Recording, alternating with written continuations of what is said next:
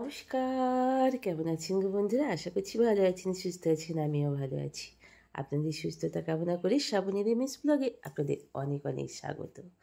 তো দেশ বিদেশ যে যেখান থেকে আমার সকল সুইট বন্ধুরা দেখছেন, তাদের সকলকে জানাই অনেক অনেক ভালোবাসা, শুভেচ্ছা। সকলে খুব খুব খুব ভালো থাকুন এই কামনা নিয়ে আজকের ভিডিওটা শুরু করে দিলাম। এখন ঘুরিতে বাজছে প্রায় 5টা 5 মতো সকাল। আজ কিন্তু সানডে। হ্যাঁ বন্ধুরা, সকাল সকাল উঠে পড়েছি, কারণ ছেলেটা আজকে একটু সকাল সকাল বেরোবে। তাই জন্যই সানডে তো কী হয়েছে, আমার কাছে সানডেও যা, মনডেও যায়, স্যাটারডেও যা, ফ্রাইডেও তাই।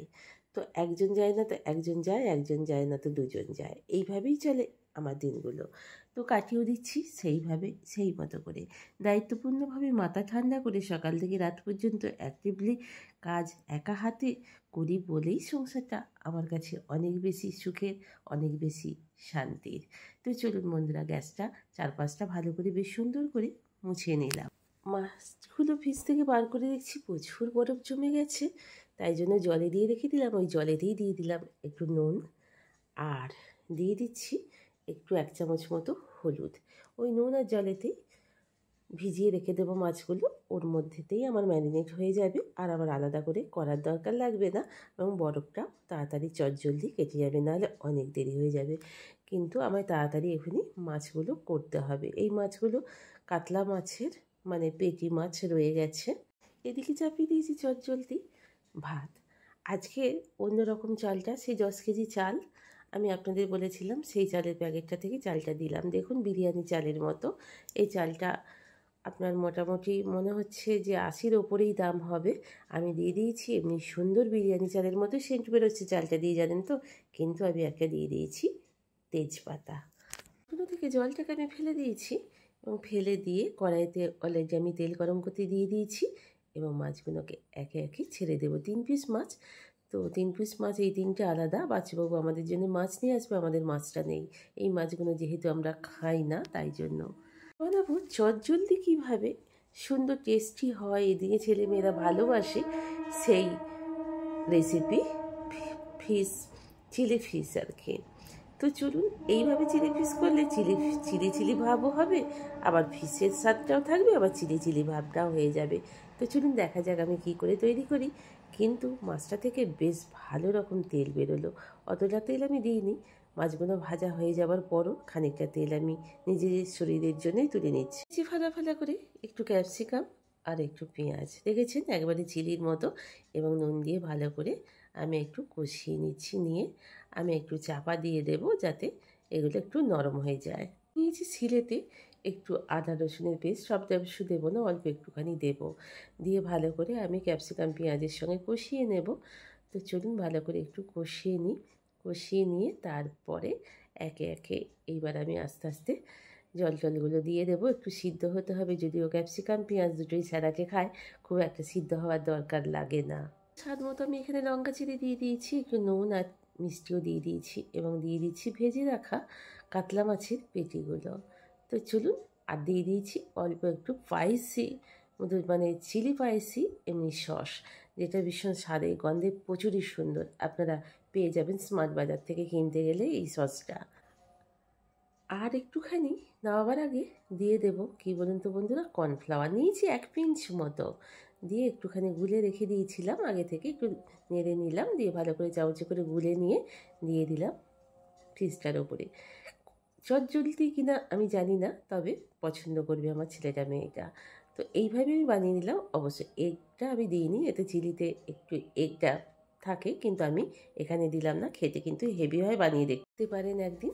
তো চলুন, এবার আমি ভাত দিয়ে দিয়েছি। আগে ভাতটা জুড়োতে দিয়ে এসেছি, প্রচণ্ড গরম তো ভাতটা, তো ভাতটাও ভীষণ সুন্দর হয়েছে। তো চলুন, ও খেতে বসে পড়েছে ছেলেটা আমার। তো ছেলেটাকে আগে দিয়ে আসি, এটা মেয়েটার জন্য রইল, ও যখন খাবে ওকে তখন দিয়ে দেবো। এই দেখুন ভাতটা আমার অলরেডি হয়ে গেছে। এবার হাতের কাজ বেশ কিছুটা গুছিয়ে নিয়েছি। বাচ্চাবাবু বাজারে চলে গেছে। বাচ্চাবাবু বাজার থেকে এলে আমাদের জন্য যা হোক কিছু, ঝালের ঝোল, ঝোলের ঝাল, যা হোক কিছু একটা করে নেব। ততক্ষণের জন্য চলে এলাম বিছানাগুলো পরিষ্কার করার জন্য। তো ছেলেটা চলে গেছেন, মেয়েটা এবার বাইরে একটু গাছপালার দিকে তো থাকে সবসময়, উঠেই ওর ওইটাই নেশা। ঘুম থেকে উঠলেই গাছগুলো কেমন আছে ওটাই ওর দেখা। তো চলুন, আমার বিছানাটা পরিষ্কার পরিচ্ছন্ন হয়ে গেল। বালিশ টালিশগুলো সব বাইরে নিয়ে গিয়ে রেখেছিলাম, সাদা তো ধুমধারাক্কা নিচে ফেলে দিতে ইচ্ছা করে না, বা একটা চেয়ার টেয়ারও ঘরে ছিল না। চেয়ারগুলো লক্ষ্মী পুজো হয়েছিল বলে বার করে রেখে দিয়েছিলাম অন্য জায়গায়, তো পাশের ঘরে রেখে দিয়েছিলাম। তো যাই হোক, এটা নিয়ে গিয়ে বাইরের বিছানাতে রেখে দিয়েছিলাম। এবার নিয়ে এসে এখানে যে যার জায়গায় সেইভাবে আমি রেখে দিলাম। চলুন, একটা কাজ আপাতত মোটামুটি শেষ হলো। তো বাচ্চাবাবু বাজার থেকে এলো, প্রচণ্ড রোদ গরম তো তাই জন্যে ভাবলাম যে বাচ্চাবাবুকে একটু শরবত দিই আর নিজেও একটু ঢুকঢুক করে খেয়ে নিই। মাঝে মাঝে এই প্রচণ্ড গরমে একটু নুন লেবুর জল খেতে দেখবেন শারীরিক ক্লান্তিটা অনেকটাই দূর হয়, এবং পরিবার পরিজনকে স্বামী সন্তান করে দিতেও ভালো লাগে। স্নান হয়ে গেছে, পুজো হয়ে গেছে, এবার আপনাদের সামনে দেখতেই পাচ্ছেন তো আমি শরবতটা খাই, বাচ্চাবাবু বলে একটুখানি ফ্যানে বসি, তারপরে আমি খাচ্ছি। তো ওই জন্য কী ভালো লাগলো যেন, মনে হলো শরীরে যত ক্লান্তি সব দূর হয়ে গেছে। যেসব বন্ধুরা আমার সাথে আছেন, পাশে আছেন, আপনাদের অসংখ্য অসংখ্য ধন্যবাদ জানাই।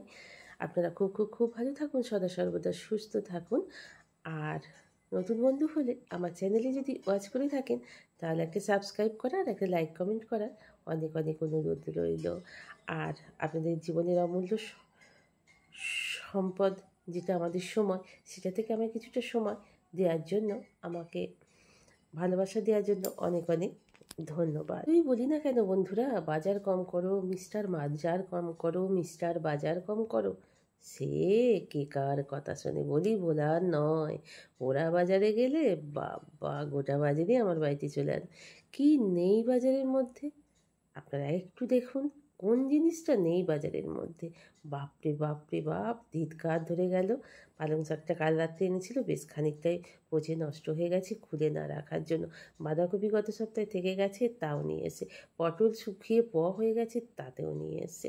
আর বলার কিছু নেই আমার, তবু আপনাদের সঙ্গে শেয়ার করে দিলাম। আর এই আমড়াটা বাবির খেতে ভীষণই পছন্দ, দিতে আমরা, তাই জন্য একটু নিয়ে এসছে। তো চলুন, আজকে সানডে, সারা সপ্তাহের সবজি এইটাই আমার আপনাদের সঙ্গে শেয়ার করে দিলাম। কোনটা কার পছন্দ সেটা আমায় কমেন্টে বলবেন, বাজারটা কেমন হয়েছে সেটাও আমায় কমেন্টের মাধ্যমে জানাবেন। এসছি আমাদের জন্য একটু রান্না করতে, ওই যে বললাম না, যা হোক একটা ঝালের ঝোল কুচি করে নেব, একটু পেঁয়াজ দিয়ে, একটু বেগুন দিয়ে, আর একটু ওই যে একটা মাছা আছে মাছের, যেটা রূপচাঁদ মাছের, আর দুটো রুই মাছের পিস দিয়ে, একটু আমাদের মতো বেগুন দিয়ে, পেঁয়াজ দিয়ে আর মাছ দিয়ে একটু ঝোল ঝোল মতো নাবিয়ে নেব। আর যা হোক কিছু একটা করে নেব। তো চলুন, ঝপঝপ করে আগে বেগুনটাকে আগে পিস করে জলে দিয়ে রেখে দিই, তারপরে এবার রান্নাটা চাপিয়ে নেব।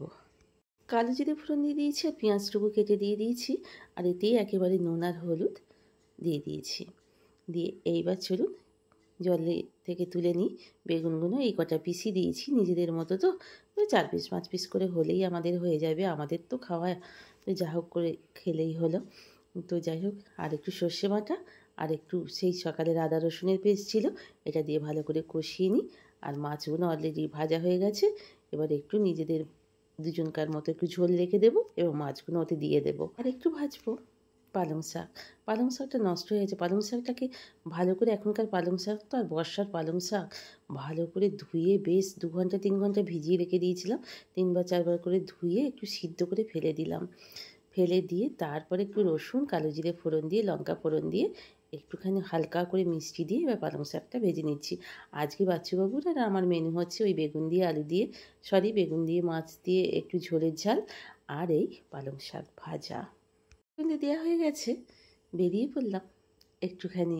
অনেক দিন থেকে বেরোনো হয়নি, বাচ্চাবাবুকে নিয়ে বেরিয়ে পড়লাম, দুজনে মিলে বেরিয়ে পড়ছি আর কি। এখানে মেলাও চলছে, সেই সঙ্গে এমবাজার মানে ওপেনিং হয়েছে, তো সেখানে এই চুড়িদারটা আমি পরেছি, আগেও আপনারা দেখেছেন এই চুড়িদারটা পরতে। তো চলুন দুজনে মিলে একটু ঘুরে আসি। তো এমবাজারে চলে এসেছি। তো এটা এমবাজারের দোতলা, এখানে বাচ্চাদের সব জিনিস রয়েছে। তো ভিড়ও রয়েছে মোটামুটি নিচের দিকে, নিচের তলায় মানে একতলাটায় প্রচণ্ড ভিড়, এখানটায় একটু ফাঁকা ফাঁকা। তো এখানে প্যান্টগুলো সবই জেন্টসের, আমি প্যান্টগুলোই দেখছিলাম, একটার সঙ্গে আবার একটা ফ্রি দিচ্ছে। তো যাই হোক, এগুলো আমার দেখে কোনো লাভ নেই। তো বাবিও নেবে না, ছেলেটাও নেবে না, আর বাচ্চাও তো জিন্সের প্যান্ট পরে না, ফর্মাল প্যান্ট তৈরি করে পরে, তাই এখানে আমার দেখার মতো তেমন কিছু নেই। আমি ঘুরে ঘুরে দেখছি, যা ভিড়, তো একদমই ভালো লাগছে না। দুতলা